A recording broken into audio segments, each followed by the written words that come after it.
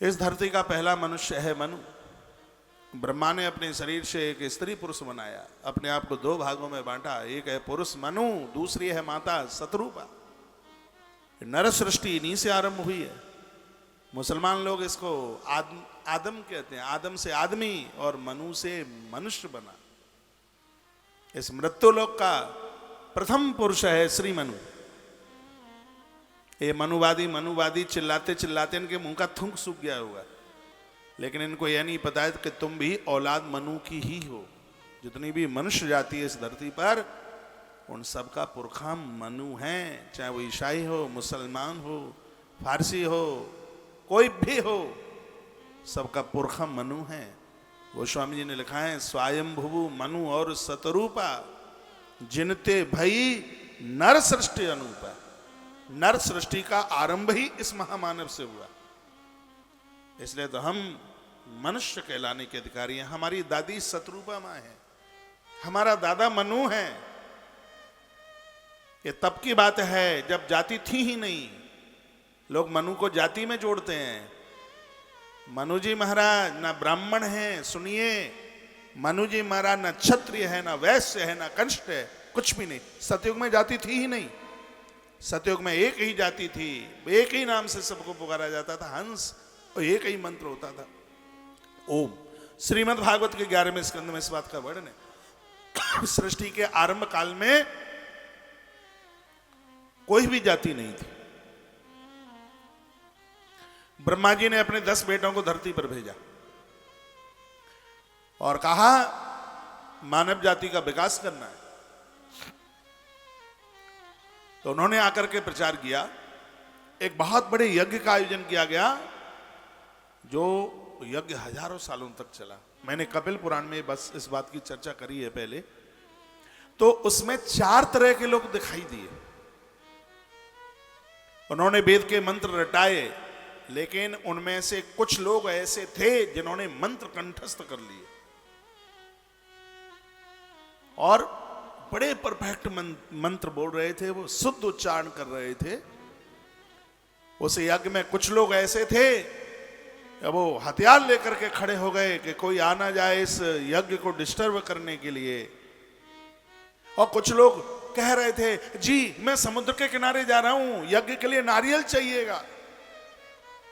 उसमें से कुछ लोग ऐसे थे जिन्होंने कहा, हम यहां लोगों की सेवा करेंगे, हमसे आहुति नहीं डलेगी, हमें तो बस इस काम के लिए छोड़ दीजिए। लोग आ रहे हैं, उनके लिए हम व्यवस्था करते हैं, उनके लिए बिछायत की व्यवस्था करते हैं, उनके लिए ये व्यवस्था करते हैं, उनकी हम सेवा परिचर्या में हम लगते हैं। तो 4 तरह के लोग वहां दिखाई दिए उन महापुरुषों को। और ये 4 तरह के जो लोग थे वो भगवान नारायण से ही प्रकट हुए थे।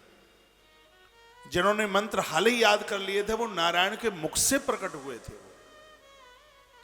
जो हथियार लेकर के खड़े हुए थे रक्षा के लिए, वो नारायण के कंधों से प्रकट हुए थे।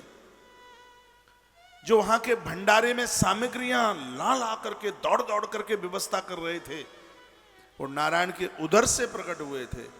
जो कहते थे हमें सेवा दे दो, वो भगवान नारायण के चरणों से वह प्रकट हुए।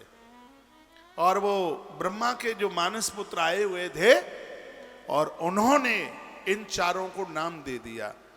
कहा तुमने बहुत जल्दी ब्रह्म के मंत्रों को याद कर लिया है, इसलिए तुम्हें ब्राह्मण के नाम से जाना जाएगा। उन्हें ब्राह्मण बोल दिया। और फिर कहा, अरे तुमने सबकी रक्षा के लिए तुम खड़े रहे, तुमने तो किसी को मरने मिटने नहीं दिया। जैसे छाता भींगने नहीं देता और उसको पानी से बचाता है, उसको भींगने नहीं देता, तुमने बिल्कुल छत्र का काम किया है, इसलिए लोग तुमको क्षत्रिय के नाम से जानेंगे।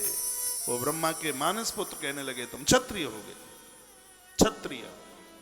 वो ब्रह्मा के वो पुत्र कहने लगे, उनको जो उदर की पूर्ति के लिए सबके लिए सामग्रियां लेके आ रहे थे। ये तो खाने पीने में सब आगे हैं, बिल्कुल बुरा मत मानिए। जितना एक उदारता के साथ बढ़िया खिला सकता है, ये ईश्वर का, प्रकृति का दिया हुआ गुण है। वैश्य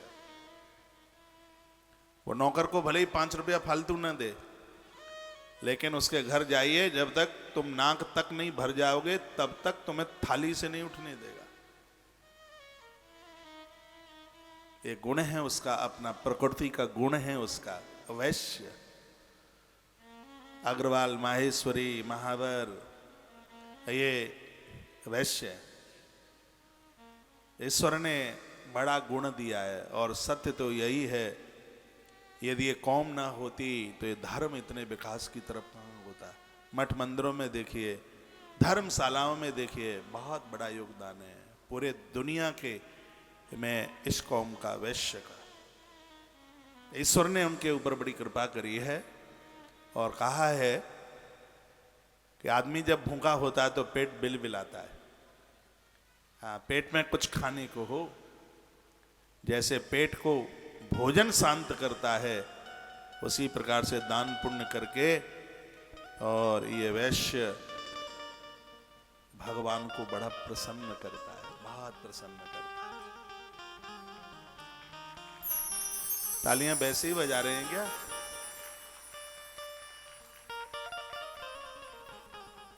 चौथा भगवान के चरण से प्रकट हुआ था, ये मुझे बहुत अच्छा लगता है। मेरे इनके प्रति बड़ी आस्था है। मैं तो चारों वर्णों को बहुत मानता हूं। मेरी कथा में जातिवाद नहीं, मेरी कथा में मानववाद होता है। हम तो सब चारों भाई हैं। शरीर बड़ा सुंदर हो, कांख के नीचे बैसाखी लगी हो तो क्या है, कुछ नहीं है। चतुर्थ वर्ण को हम अपना नहीं मानेंगे तो कांख के नीचे बैसाखी। इस धर्म को आगे बढ़ाने में जितना ब्राह्मण का हाथ है, उतना ही कनिष्ठ वर्ण का हाथ है। रविदास जैसे महान भावों ने इस धर्म का बड़ा प्रचार किया, बहुत भारी। सबरी माता को पढ़िए कि ये अद्भुत हुए हैं ये लोग। हम ब्राह्मण, क्षत्रिय, वैसे कनिष्ठ जो हैं वो बाद में हैं। सबसे पहले हम मनुष्य हैं, मानव हैं, एक दूसरे के काम आवे। और आकाश मिट सकता है, धरती मिट सकती है, ये जातियां कभी भी नहीं मिटेंगी। लिख लेना कोरे कागज पर, कितना भी कोई जोर देता रहे ये नहीं मिटेंगी, क्योंकि ये भगवान की वर्ण व्यवस्था है। गीता में वर्णन है, ये भगवान की व्यवस्था है, वर्ण व्यवस्था है। जो सिखा रहा है वो ब्राह्मण, रक्षा के लिए चल पड़ा है क्षत्रिय, अर्थ शास्त्र को आगे बढ़ा रहा है, व्यवस्थाओं को आगे बढ़ा रहा है, पूंजी को आगे बढ़ा रहा है, इकोनॉमी देश की बढ़ा रहा है, वैश्य निर्माण काम में लगा हुआ है। भगवान ने इसको बड़ा कौशल, बड़ी इसको विद्या दी है, शिक्षा दी है। चार वर्ण की बात